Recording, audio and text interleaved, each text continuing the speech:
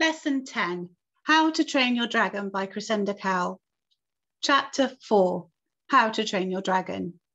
Ha ha ha ha! Snotlout was laughing so hard that he hadn't managed to say anything at all. The boys were hanging about the village gates, taking the opportunity to show off the dragons that they had caught. Hiccup had tried to walk through without being noticed, but Snotlout had stopped him. Let's see what pathetic creature Hiccup has got, said Snotlout, and he took off the lid. Oh, this is brilliant. Look at it, said Snotlout when he finally got his breath back from laughing. What is it, Hiccup? An ickle brown bunny rabbit with wings? A flower fairy? A fluffy flying frog? Gather round, everybody, and see the magnificent animal that our future leader has caught himself. Oh, Hiccup, you are useless, crowed Speedyfist. You're the son of a chief, for Thor's sake. Why didn't you get one of those new monstrous nightmares? So why did Hiccup try to walk through the gate unnoticed?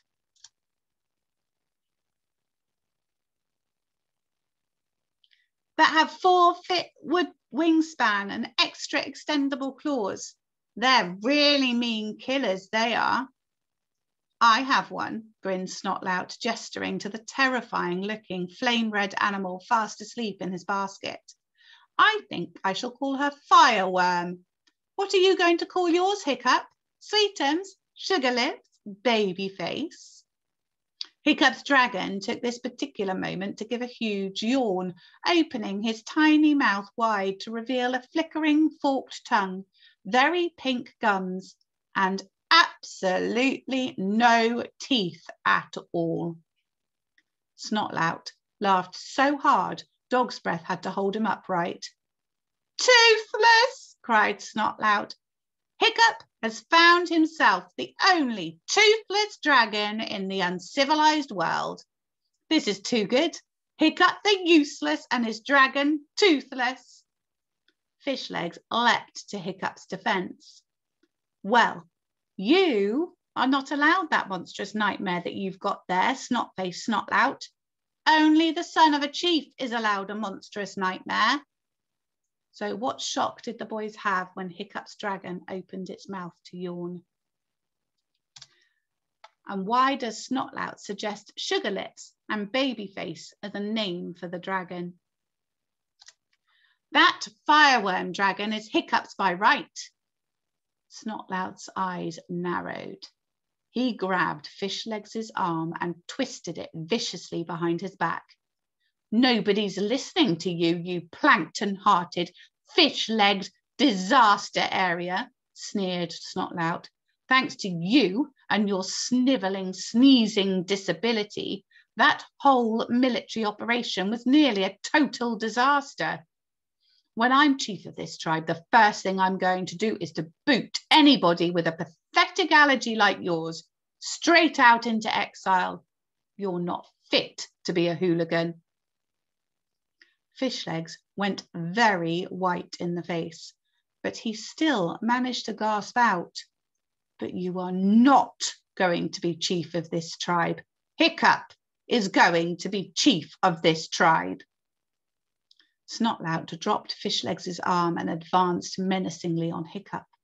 Oh, he is he? Jeered Snotlout.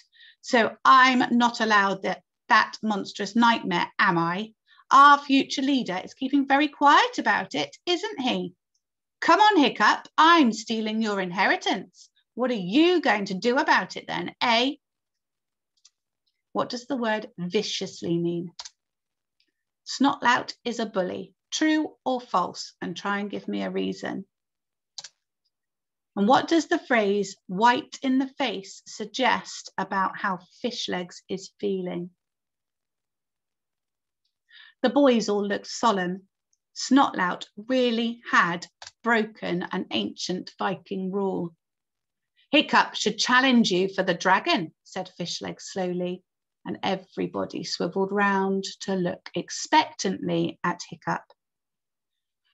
Oh, brilliant, muttered Hiccup under his breath.